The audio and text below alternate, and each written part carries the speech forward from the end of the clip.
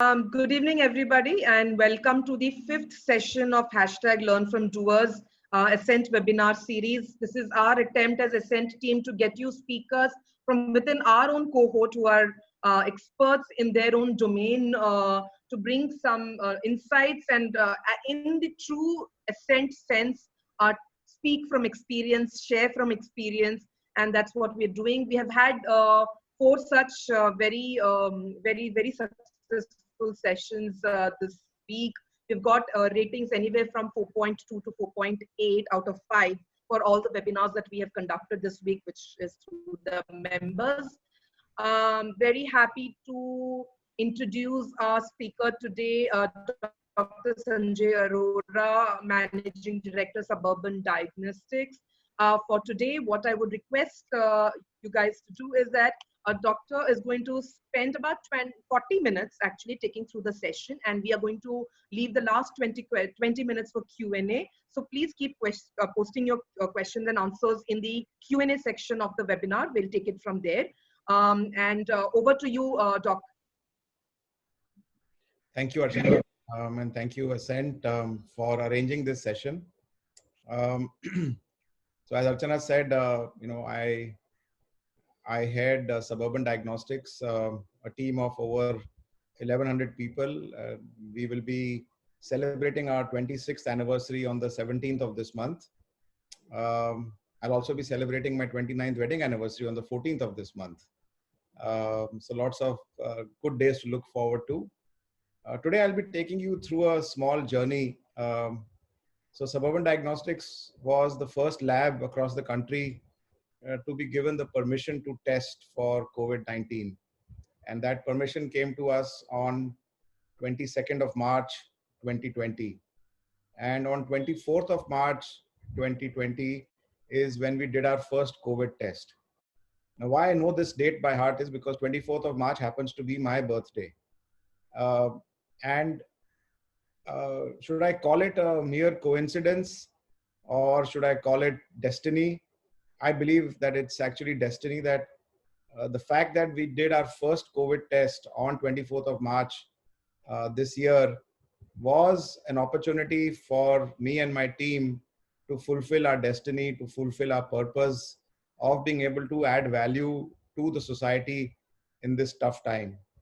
And I will, the opportunity that we got is a rare opportunity. Not everybody gets this chance of playing such a big role or such an important role in managing a global, pandemic like this. And I think we are all at Suburban Diagnostics truly privileged and blessed that we were given this chance to add value to so many people around us. And today I will share whatever few experiences and learnings and the journey over the last 100+ days on how we have managed and what have I learned and what I can share with all of you is my journey over the last almost 3.5 months. So I'll just start my presentation.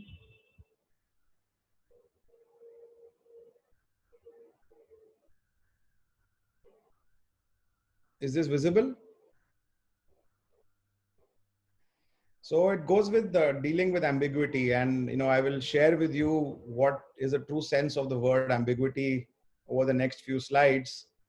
I am somebody being in the medical industry, you always need closure, you always need something to be certain.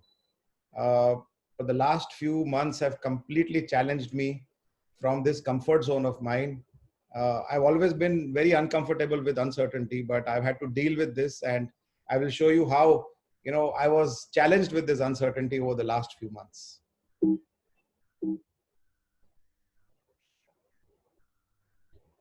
We always say that change is the only constant.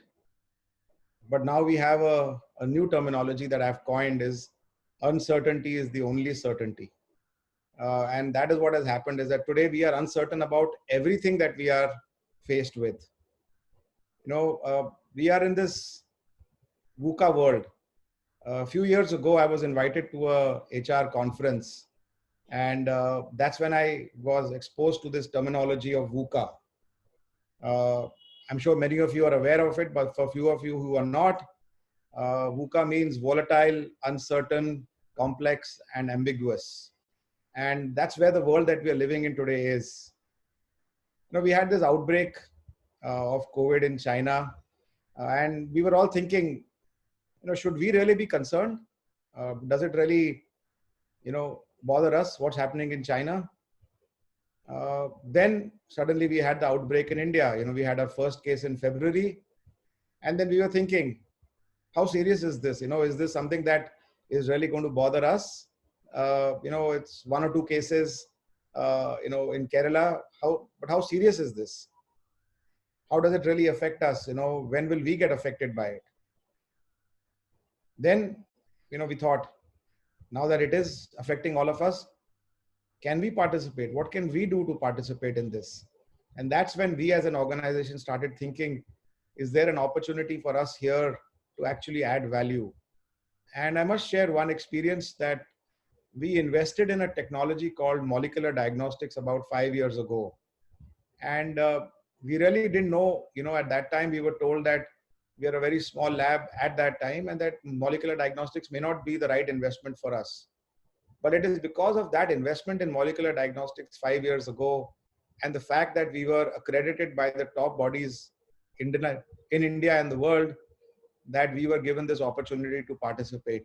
So sometimes making investments in the right space, in the right direction, you don't know where and how that will actually come back and get benefited for you. So that because we were an NABL accredited lab that was doing molecular diagnostics for the last 5 years, we got this opportunity to participate. Then we were not sure what should we expect. At that time, we were doing less than 200 tests a day. And today the story is, how we went from 200 tests to 2000 tests per day.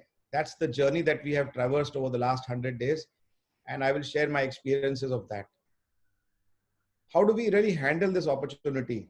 Because we are not exposed to this pandemic. We are not exposed to this virus. We don't know how it behaves. We don't know what is the demand. We don't know how to supply the demand. So how do we really handle this opportunity? But for us, the opportunity was really this. How do we fulfill our purpose? What is the role that we can, play in the society and in the communities around us? This was the real motivation for us, the opportunity to fulfill our purpose. So this is a typical day at Suburban Diagnostics today, what we call as the war room. All the people that we have in the organization, this is the, the senior leadership team that we have, what we call as all hands on deck. Everybody comes together to understand what is the opportunity and what are the challenges. So whether it's, the HR team, people who are looking after material or lab testing, people who are looking after processes, our, customer service team, our operations team, people are looking into technology, movement of our samples. The entire organization was focused towards a different type of business, a different type of operations, which had got nothing to do with COVID. And all of a sudden, all that practically became nil. So I would say when COVID actually came on board, 90% of our regular business stopped. So the entire focus of the organization went towards the COVID. So we had this all stakeholder meeting via Zoom, as it's called now, Zoom technology, or, video conferencing. And what we started was a meeting every day, twice a day, at 11 a.m. and then at 4 or 5 p.m. Because many times we were not sure what we decided in the morning, whether that would be effective in the afternoon. So this was a great learning for all of us, that how do you bring people together on a common platform, discuss all key issues, sometimes even twice a day, so that you try and bring some clarity to the team around you. And what we did is we realized that, it's a very complex problem. And, we decided that we'll break down this problem into parts. As we say, break the elephant into parts. So we say, break down the problem into parts. And the first problem that we want to, address was our people challenges. Because we're in a lockdown situation. We have almost 1,100 people that work with us. How do we make sure that even though people need to be present but are not able to travel, how do we overcome that? So we had a task force looking after only people issues. First thing was safety, because we are in the line of fire. What we call ourselves, the people who are actually involved in this whole process of collecting samples and testing them, we call them our COVID warriors. So first thing was to ensure the safety of our team. So we had, you know, employee health safety managers at each location. We had, you know, video communication. We put up posters, and we encouraged everybody in our team to download the Arogya Setu app and see if, you know, using that app, you are able to identify if you are safe or not. I think travel became a huge issue during the lockdown. Fortunately, because we are essential services, we were allowed to travel, but there was no mode of travel. So we had to rent out buses, uh, cars, taxis, uh, and, and inform people that we are actually essential travel. And there was a team that was working round the clock, because people who were coming from Virar had to leave at 5 in the morning to reach our lab at 7:30, and they had to pick up. So arranging the routes. So we had almost 12 different routes across the city of picking up and dropping people every day. Uh, Many people who had to stay close to the lab because it was too difficult for them to travel. So we had to arrange accommodation for them. Fortunately, the hotels were actually lying vacant. So it was an opportunity for them to utilize their spare capacity, and an opportunity for us to create accommodation for our staff close to our places of work. And we had to make sure that, you know, we ensure social distancing. Since our normal workload had come down by 90%, we were able to practice good rostering, that, you know, people would come alternate day initially, and then, you know, work single shift instead of two shifts. We wanted to make sure that, you know, we took care of the anxiety in the team, in the people. So we made sure that everybody is covered with some insurance. So that was a big part of ensuring that, you know, the team looks after all the people requirements. And then as part of the people requirements, we had an internal COVID task force, because that was to address all the health related challenges of our people. So if somebody is having an illness, somebody needs to know when to get tested. If they get tested, whether they should get quarantined or isolated. You know, how do we do contact tracing for everybody? You know, providing medical support while they are in quarantine. The task of managing the family was a huge task as well, you know, because the anxiety of the family is huge. When each of them should get retested, and how do we get them back to work? So there's a separate task force created just for that, from the time people fall ill to the time people came back. And we've had a number of people, because we are COVID warriors, because we are in the line of fire. In a war, you will have, you know, injuries. So we did have some injuries, but happy to share that everyone, you know, has come back safe, and 95% of the people are actually back to work. So that's been a big success story for us. We also had a COVID task force for the external world. So there were a lot of doctors and patients inquiring how to do the test, when to do the test, you know, when can we send the samples, how soon we will get the reports. We have a critical patient. So we had a task force of doctors created only to answer to these questions.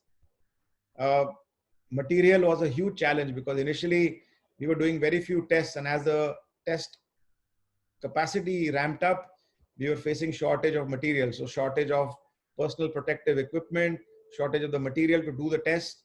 So a separate team that was only focused on looking at procurement of this material. 3 points that I would like to mention on this slide. One is, you know, every challenge gives you an opportunity, and our business process team and our IT team, you know, just grabbed this opportunity completely. And we always dream that every organization will go totally digital and go totally paperless. And we did that actually with our whole COVID testing process, where, you know, the whole process was put online. People did not need to, you know, fill in any paper, no physical payment, everything was digital. So it truly gave us a chance to, you know, go totally digital and go paperless. So like I said, you know, with every, you know, challenge, you always get an opportunity.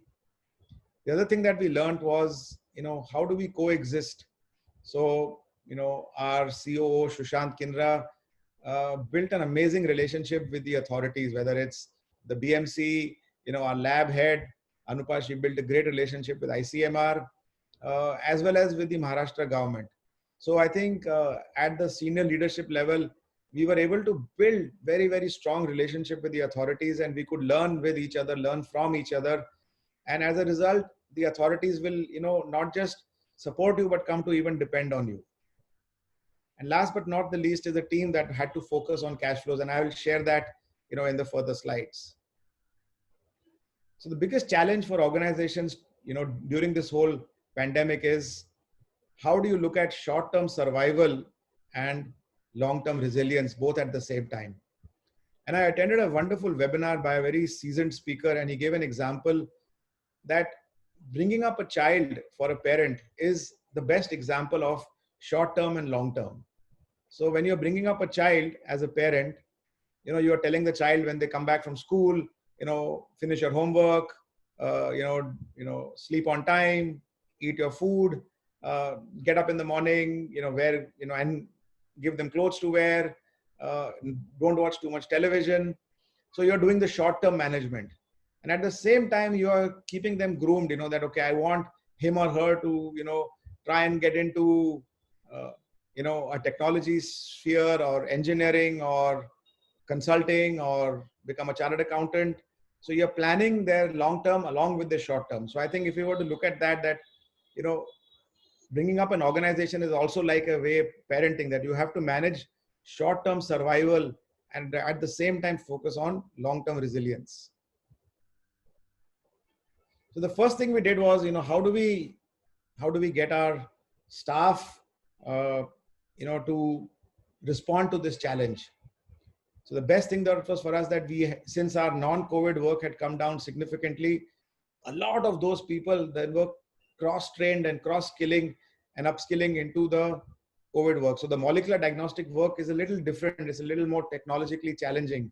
So creating a rapid training program for our, technicians who were not fully occupied in other areas, and cross-skilling them, upskilling them, so that they could spend more time in the molecular department for doing the COVID testing. Also, this whole concept of temporary staffing, that you don't know how long this will last. So initially we, took staff on a temporary basis. And now that we know that this is here to last, many of those temporary staff actually have become permanent with us. And similarly, how do we use training in a remote setting when you are not able to get everybody? So leveraging technology for training became a big opportunity for us, and we were able to do that very effectively.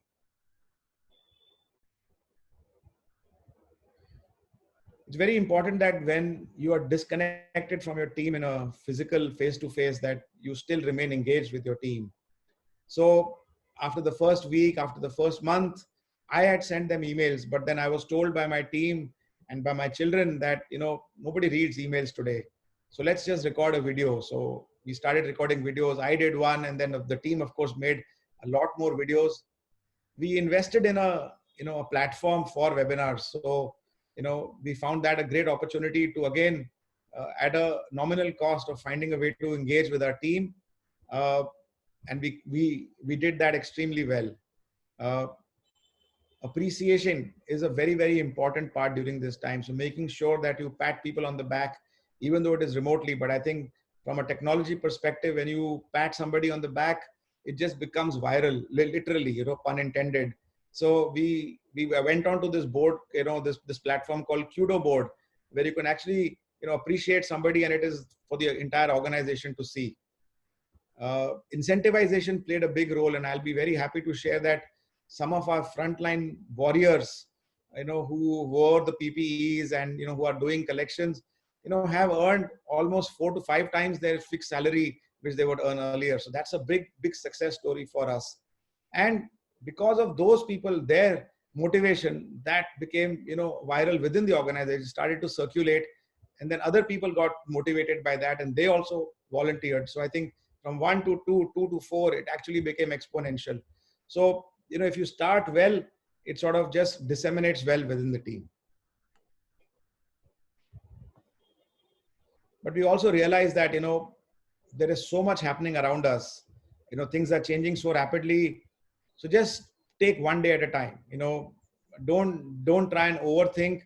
Don't try and over plan, because over the last I would say 12 weeks, we must have had at least 25 different regulations. Sometimes some regulations changed from morning to afternoon to evening.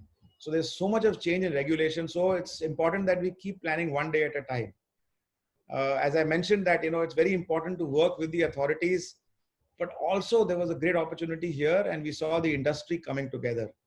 Uh, I think, in challenging times brings people together, and no better example of this where the entire diagnostic industry came together, to learn from each other, share best practices, and come together on how to fight this challenge.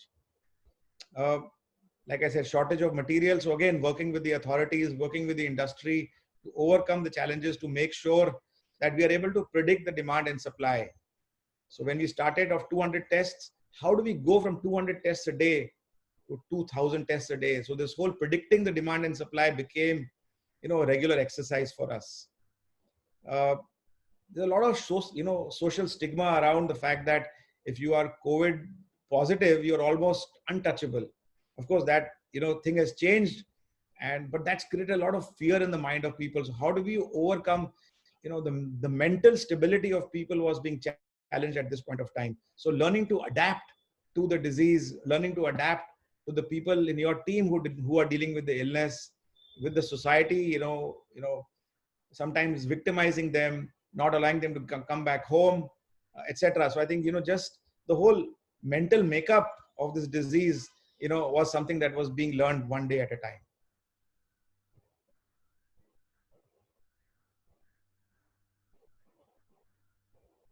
It's very important for all of us to know today that the virus is here to stay. I think we all were trying to predict that when will we, see a peak? When will we flatten the peak? When will this, come back? So, or go down, and everybody is hoping, let's hope that we peak soon. Let's hope this happens. But in a corporate world, hope is actually not a strategy. It is extremely important that, you stay afloat. So you find ways, to manage your cost, manage your cash flows, and I must tell you this, that don't be afraid to ask for help. You will get help from quarters that you never thought of.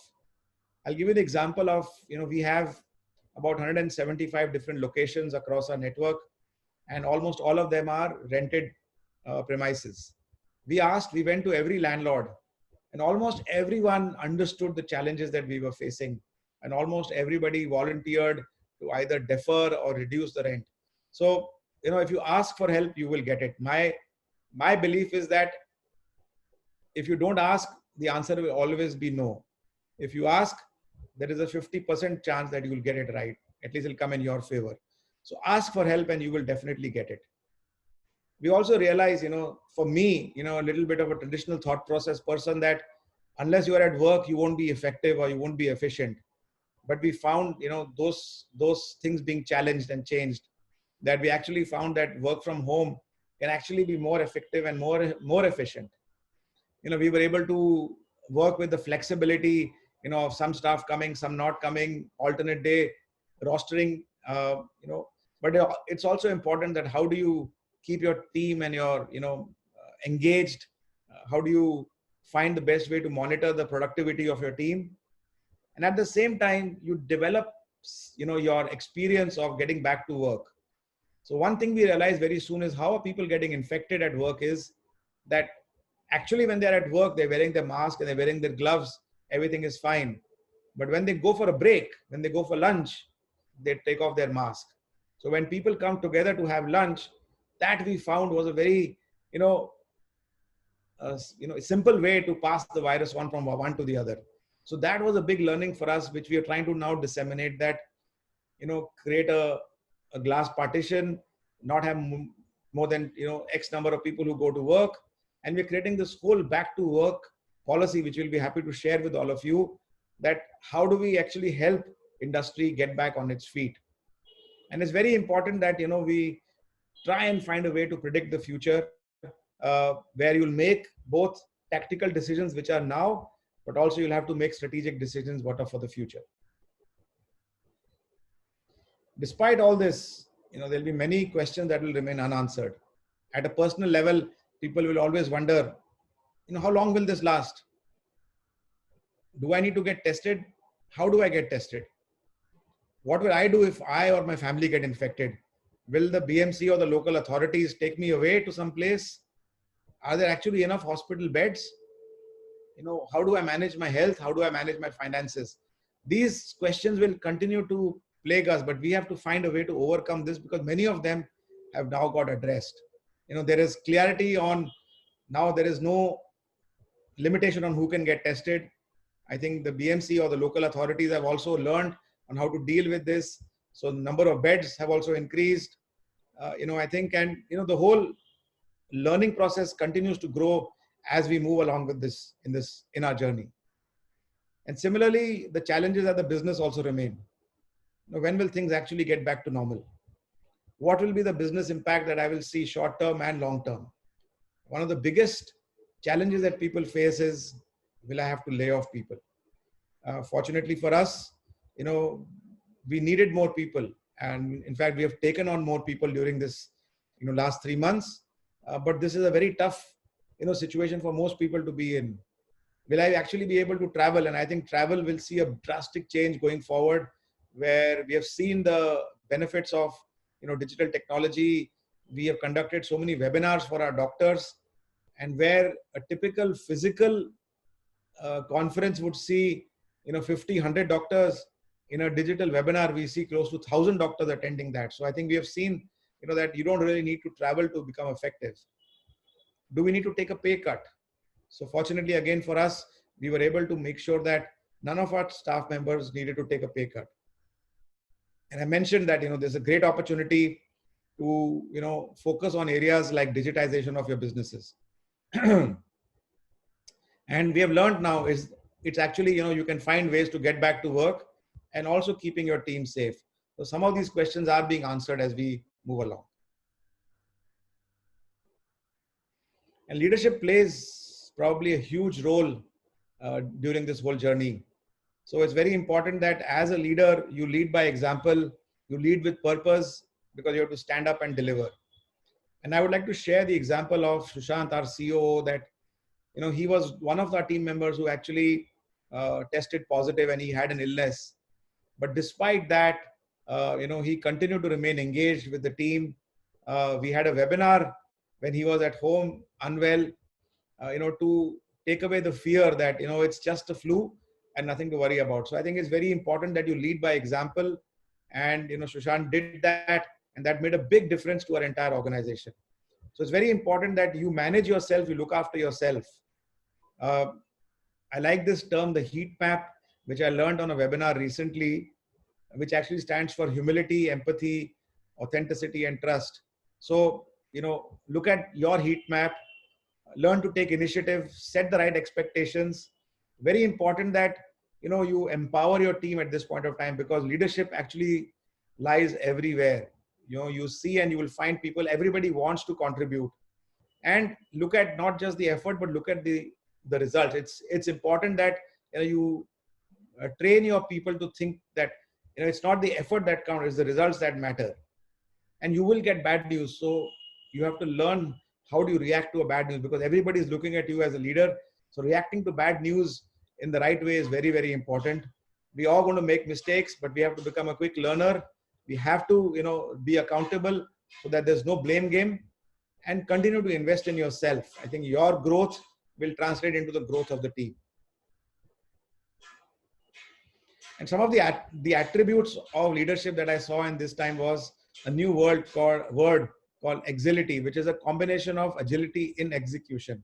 So being agile was one of the biggest attributes that we found, that you have to be very nimble in your thought process, very nimble in your actions, but also be resilient, that, you will face challenges. You will have to stay resilient. Showing empathy, having people, be a part of that circle, because everybody wants to contribute, but you'll have to take decisions. And this is another term that I read, and again, exemplified by our COO, that, sometimes good is okay. You can't always look for perfection. In an imperfect situation, good is okay. It is acceptable. So sometimes as he says, good is the evil of, perfection, or perfection is the evil, whatever. So make sure that sometimes you're okay to just accept the good and not just look at perfection all the time. It's very important that you continue to communicate, as we have, as I've spoken about it earlier, motivate, and also learn to celebrate small successes. It's very important that the team feels that they're all contributing and there is something good to look forward to as well. What I saw is that when there is an adversity, the team comes together and is really, really charged up. For us, almost 90% of the organization has been accountable. I think the remaining 10% are people who actually were just unable to travel for whatever reasons. So everybody put their hand up and said, I want to contribute. And because they sensed this purpose, which was the main driver for them, that, we are here to contribute towards society. And like I mentioned, leadership we found everywhere. But it's very important that as a leader, you first manage yourself and don't mislead people that there is uncertainty. So acknowledge the uncertainty, have that compassion and empathy for your people. Take one day at a time, control what you can. And very, very, very important is encourage self-care for yourself and for your team. Look after yourself, because if you look after yourself, then you can look after anything that is important to you. I read this somewhere, and that was 7 C's of a crisis. I added the 8th one, which was given to me by a team member of mine. So I think this would be a good takeaway at the end of it all, that you have to remain calm and confident, continue to communicate and collaborate, have that sense of, community, have that compassion, empathy, make sure that you stay afloat with your cash flows, and make sure you remain committed to the task. So if there's a takeaway, this could be one that, just 8 C's of a crisis. I'm privileged to be part of the Ascent Foundation, which is, something which Mr. Harsh Mariwala started many years ago, 6-7 years ago, and I was privileged to be invited to be a part of that. My trust group, I've been an integral part of my trust group, and we used to meet once a month. Now we have weekly calls. We have seen that there is a much higher level of participation, a much higher level of support in dealing with these challenges. We are able to share experiences of diverse kinds, and we continue to learn from each other. The biggest takeaway was that, different people from different walks of industry have different understandings of the regulation.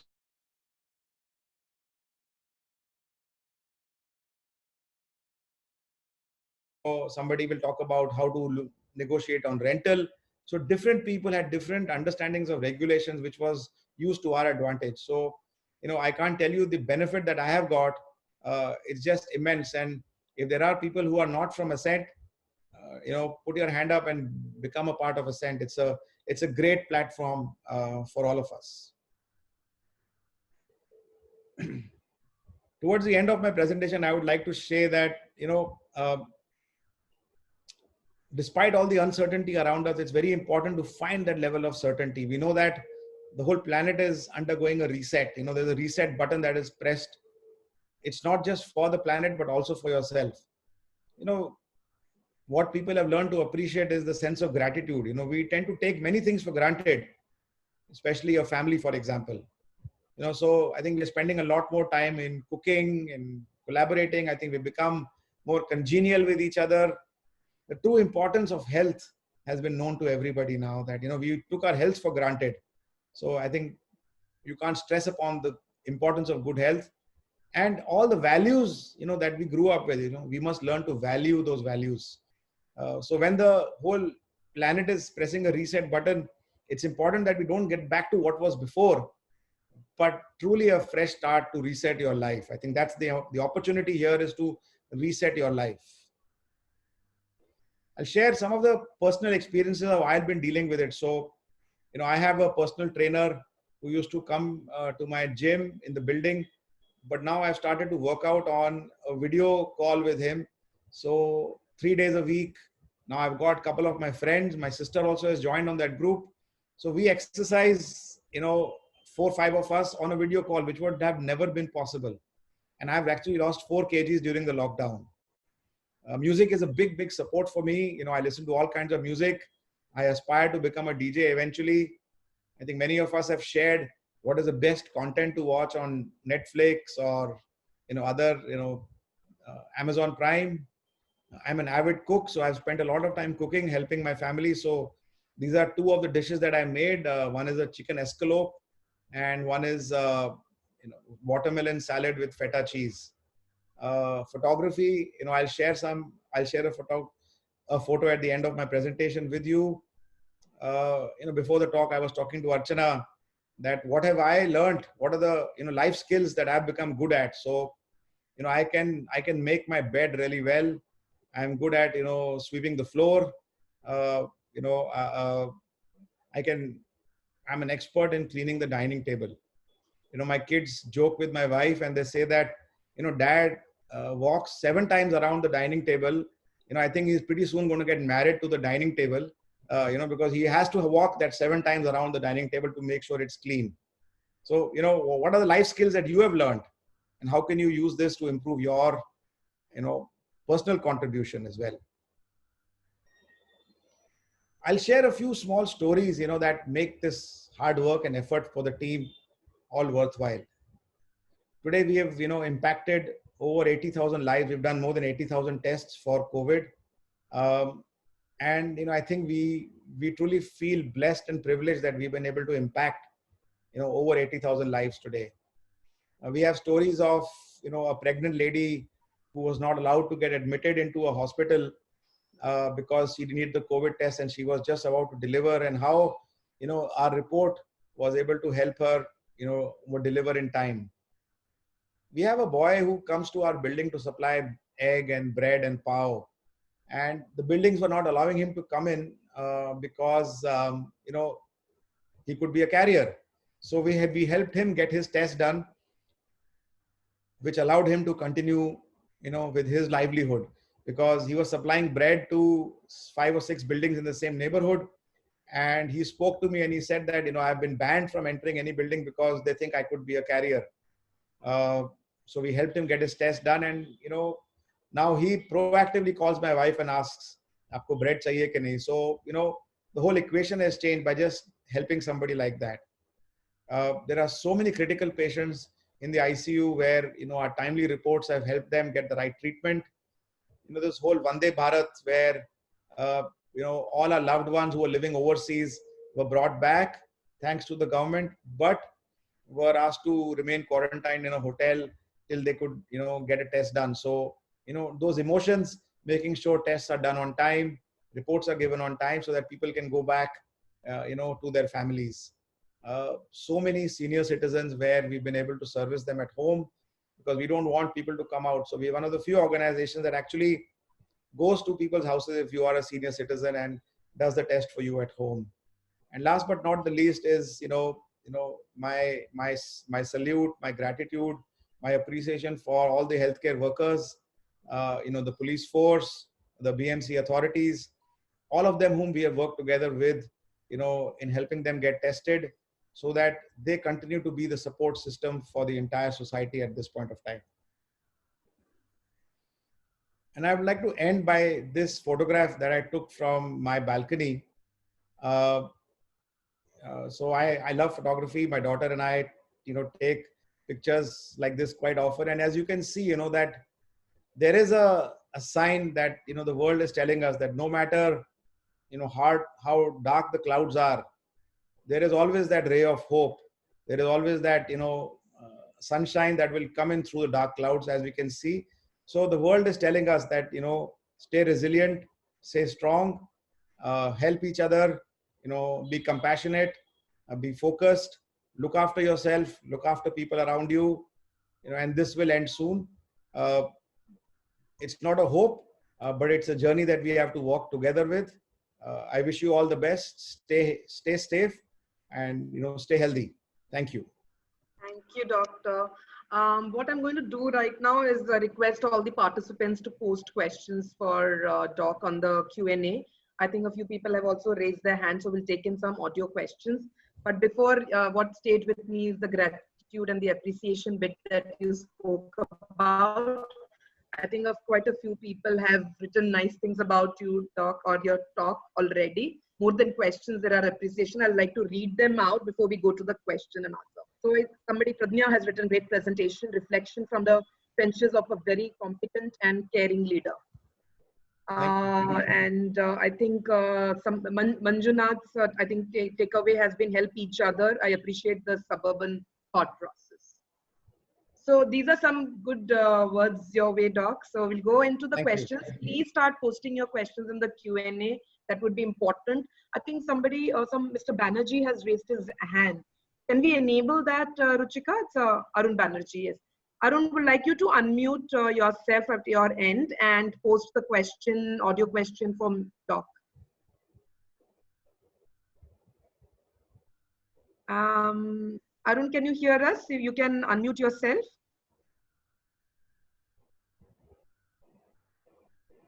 Not sure if he can hear us. Should I just go to the questions? We'll get Arun back. Ruchika, you can de-link this and then we'll come back to Arun. So few questions. It's a little longish question, Doc, from Akshay. You mentioned that there is immense stress when someone gets diagnosed with COVID. And as unprepared as we are for this pandemic, most family members are running for cover when another family member is tested positive. I recently heard a 50-year-old crying on phone who has COVID. How does one manage this anxiety? Yeah, so I think we have gone through this whole journey where there's actually no need to fear, and no need to have that anxiety, because in majority of the cases, in 98% of the cases, you will recover from this illness. I think it's more a fear that has built in, and I think the more we talk to people, so we have this team of doctors, as I call our COVID task force, that are accessible to family members if they want to speak, to any of us. We actually had a webinar with Dr. Anjali Chhabria. She's a psychiatrist, and she actually spoke about the whole mental equation that happens during this, pandemic. So, on a case-to-case basis, we have dealt with every question, every, challenge. So if somebody in the family actually becomes positive, if there is an opportunity to maintain social distance and keep them isolated, that's all that really needs to be done, provided they're asymptomatic. If they don't have that flexibility or facility, then they can go to a BMC appointed quarantine zone. We have actually done that also for many of our staff members who are living in a chawl system or something like that. So we've had examples of both kinds, where if you have the facility at home, you can maintain isolation and social distancing. Whereas if you don't have that facility, you can get yourself isolated in a quarantine zone. And almost all the times after 14 days, you come back home and everything is fine. So I think it's more something that is built up in the mind. But as we have seen the progression of the disease, we have seen more and more people coming to terms with it. We found buildings where initially they were very, very, vocal about healthcare workers, staying in the same complex. But when somebody turned positive, that same society actually went out of their way to help them, cooked food for them, and look after them. So I think it's been an evolution in the way people have also, responded to this. There's an audio question from Ish Sharma. Can we take that? Sure. Doctor. Hi, Ish. Yeah, hello, doctor. During this course of first, congratulations on this tremendous journey that you've articulated so well. In this journey, as we've been seeing, actually, especially in the geography that you operate in, there were many labs which were pulled up actually by the local authorities and all for various reasons. But you've had a very good track record. What did you do differently? So I think it's unfair at this point of time to speak about that what other labs did and what we didn't do, or what we did and other labs didn't do. I think the authorities have learned that at this point of time we need to support each other, because the intention of every lab is to provide good quality reports and on time. Sometimes just simple things like not being able to upload your data within 24 hours could have been a reason for some lab to get pulled up. So we actually have a separate team that only does data management. And this again is a cross-functional team that we built across different functions who are doing data management round the clock so that we were able to provide data of all the tests within the time limit. So this was one example where I think we were able to understand the need of the authorities, because unless we tell them who's positive, they will not be able to do the contact tracing. So I think the intention of the authorities also was to make sure that they get the data in time, and they can use that data for contact tracing. So that was one area I think which we have done really well, and we have got a great data management team headed by our head of quality assurance. I think that team has done exceptionally well to make sure that data is real time and it's conveyed accurately and completely. Congratulations, well done. Thanks. Thank you, Ish. Question from Devendra. Great session, Dr. Sanjay. Any plans for expansion considering big opportunity? So a great question.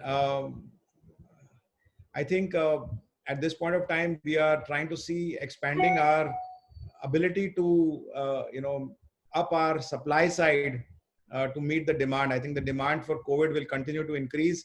So our focus currently is to expand. Like I said, from 200 tests, we have gone to 2,000 tests. And now we're looking at how do we go to 3,000 tests. So I think at this point of time, our focus is expanding our ability to increase our supply side for the COVID situation.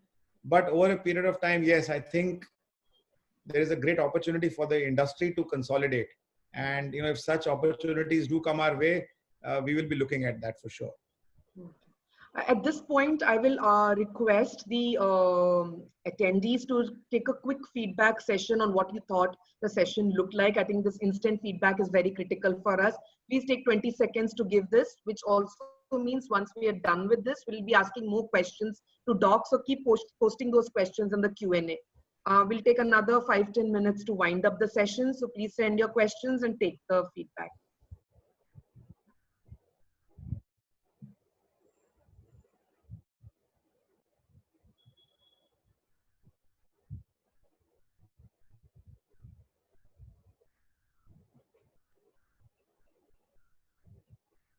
Okay, great. We're done, Ruchika?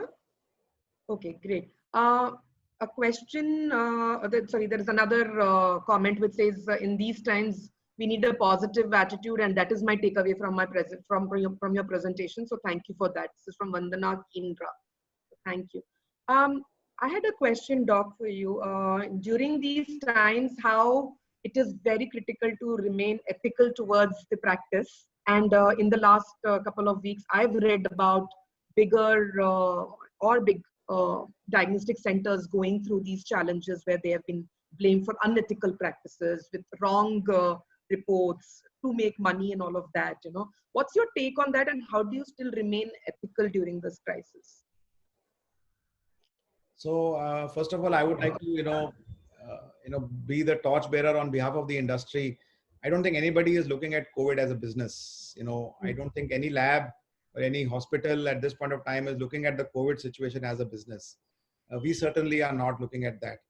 I think the intention for all healthcare workers at this point of time is to provide service. I think the healthcare workers are in the line of fire, getting the brunt of it all. So I think the intention is always positive and always in the right direction. Sometimes I think media also sort of, plays it differently. So, I would like to just not add more to it, but say that I think the intention of all healthcare workers is actually very, very positive, very honest. And I don't think anybody at this point of time is looking at this as a business opportunity. I don't think anybody is doing that. Sure. Question from Vinayak Bhatt. In the city here in Mumbai, there are several small independent labs. These have been closed for the last 3 months. How do you see the future for these labs? So I think most of the labs actually have started coming. They've started back to work. They were closed because of their staff not being able to travel. I think, as I mentioned, that our team was able to grapple with the situation, because once we had the opportunity of doing the COVID test, and then we needed the staff. So we were able to grapple with that. But the labs that were not doing the COVID test, actually their workload was down to almost 10%. So, and then if the staff was not coming or not able to travel, it didn't make it worthwhile for them too. But now that the business has actually come back to almost 50-60%, the non-COVID business, the non-COVID workload. So then those labs have actually started opening. So I think eventually all of those labs will come back. But as I spoke earlier, that if there is an opportunity of consolidation or collaboration, sure. I mean, there is, something that can happen in the near future. Next question. What are your recommendations for healthcare, SMEs or startups? Is it the right time to start scaling up journey considering capital crunch or wait for normalcy? 2 questions.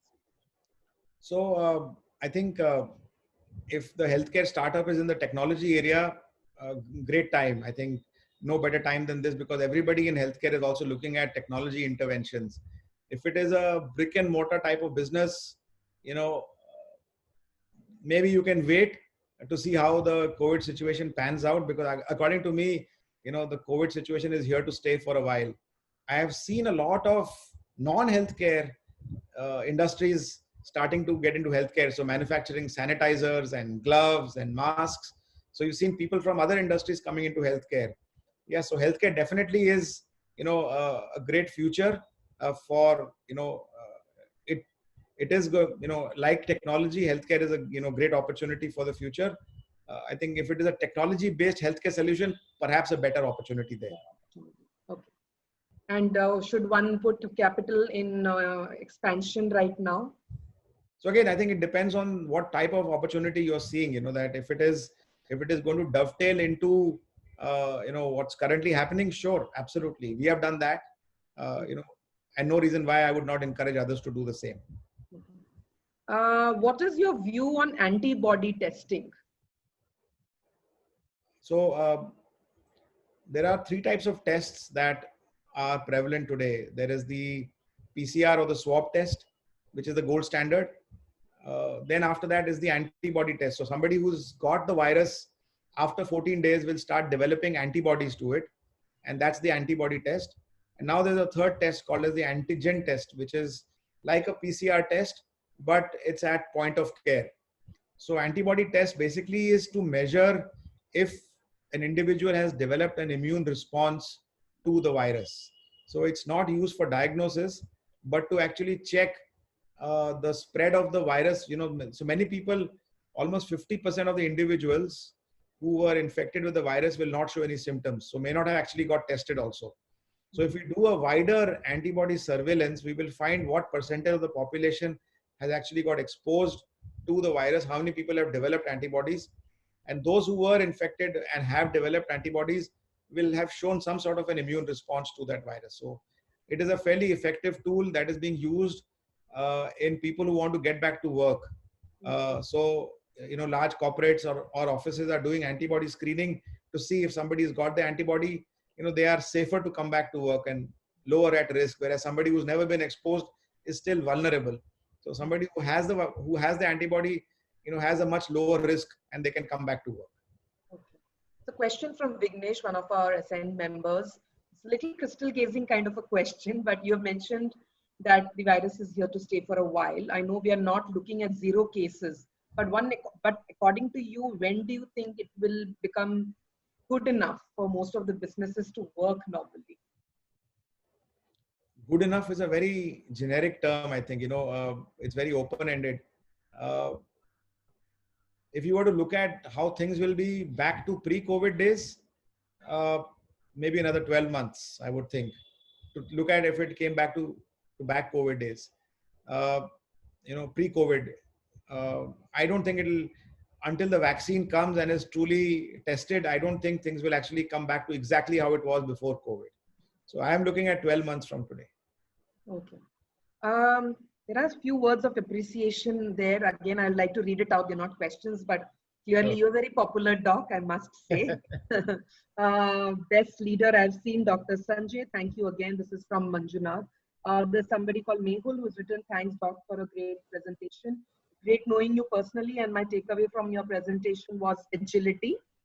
and the ability to adapt to the changing times. You're an inspiration. Thank you. That's Thank you. Thank you. making your weekend, isn't it? Absolutely. Absolutely. Okay. There's another question from Vinayak Bhatt. Can COVID patients recover and once again get positive from COVID again? Can they get infected? Sure. Sure. So currently there is no authentic data to say that you can get reinfected. There are some, floating stories here and there that people have got reinfected, but the postulate is that they were actually not reinfected, but they were just that the virus continued to remain in their system for a longer period of time, what we call as viral shedding. So even though you have developed antibodies, the virus particle could remain in your system even though you're not infective. So those people could be just the remnant of the virus that was remain. I don't think we have authentic data of reinfection today. So I feel that at least for some time we'll have to wait and watch and see about the reinfection status. Yeah. A question from Akshay. While I know that it's incredibly hard to predict how much time do you however, how much time do you expect the whole vaccination process to take, and when the vaccines do you think will come out? I think that's a game or a guesswork the entire planet is playing at this point of time, from Donald Trump to everybody. Normally it takes 15 years to develop a vaccine. That's the normal time it takes. Now just imagine trying to crunch 15 years into 15 months. I think even that itself will be a great achievement for all of us. So expecting anything to happen, if you say it started from April, 15 months from April or from March is the earliest that I would suggest, we should look at, because crunching 15 years into 15 months itself is a big thing. Another question is, how fast are people in the remote places can get COVID test report? Are you catering to that crowd as well? Right.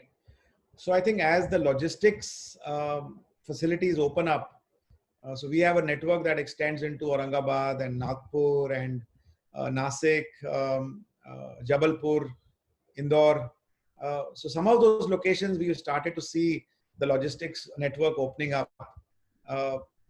So where in Pune we were initially getting, so Pune is a hub for us for rest of Maharashtra. We were getting about 50 samples a day. Today we are getting about 350 samples a day. So as the network has opened up, we are definitely seeing higher volumes. And also we will see that maybe the cities will peak earlier, but in the tier 2, tier 3 cities or the hinterland will, eventually start seeing the peak coming up. So I think the testing also will need to percolate outwards from the metro. I think the government also has made an appeal for more labs to participate in the testing process. How good is it to have an oximeter at home, and how reliable are they? Because it seems like even friend circle of people are buying this. No, great question. I think it's good to have an oximeter at home, and the utility of the oximeter is only for those people who are COVID positive.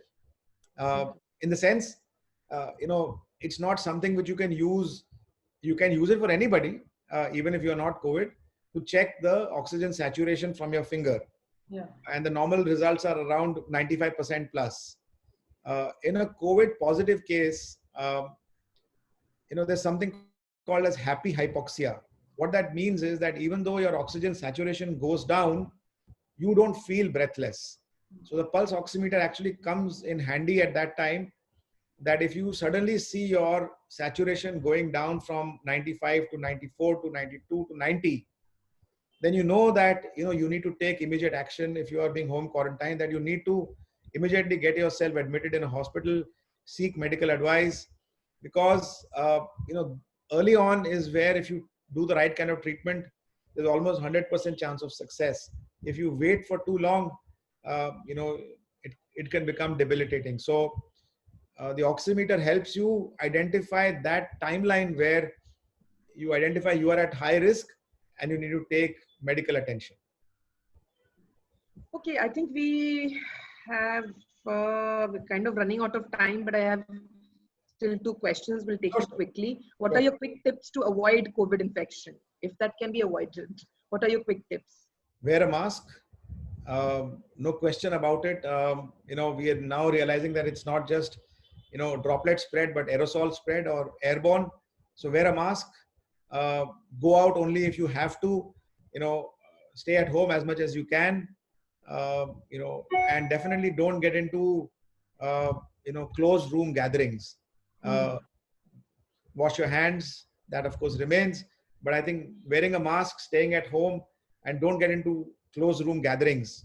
I think these would be the top 3 things that I would suggest. Question from Ashish Banka. This may not be directly relevant to you, but if you can throw some light on this, how does medical fraternity intend to take care of onco patients requiring chemo regularly and dialysis patients requiring dialysis? Patients requiring regular blood transfusion. There are many cases not getting these treatments as required. Your comments. Sure. So I think in the COVID situation also, the government has clearly laid out separate guidelines for oncology, as for cancer patients as well as dialysis patients, where they were given the opportunity to do COVID testing.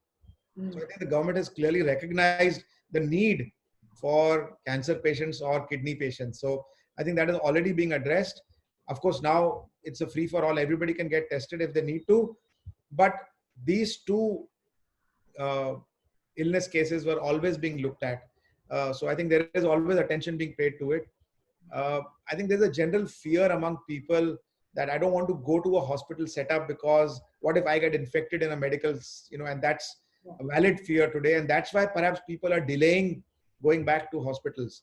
That is the challenge. But I think most hospitals have also learned they have got fever clinics which are completely isolated from the regular non-COVID, for the non-COVID side. So there is actually no overlap between the COVID and the non-COVID side. So I think there should be no fear anymore, and people should be able to go back, to the hospitals for the non-COVID side, which is actually completely isolated from the COVID side. Even in our case, where we were doing COVID sample collection, those are dedicated centers for only COVID. Rest of our centers are only doing the non-COVID. So, again, to give that sense of comfort to our patients that there is no mix-up between COVID and non-COVID. True. I think we've run out of time. So any last few words, Doc, before we call it? No, thank you again. And thank you all for taking time and attending. I know there's a webinar fatigue that is, also a virus that is spreading. But thank you, Ascent. Thank you, Archana and Ruchika, for creating this platform. For me to be able to share my experience. If there is somebody who has benefited from this, I'm glad I was able to help. If there are any more questions that people have, feel free to send me an email. I'll be happy to help them. Thank you again. Thank you so much, Doc. Thank you so much. Thank you. Stay safe.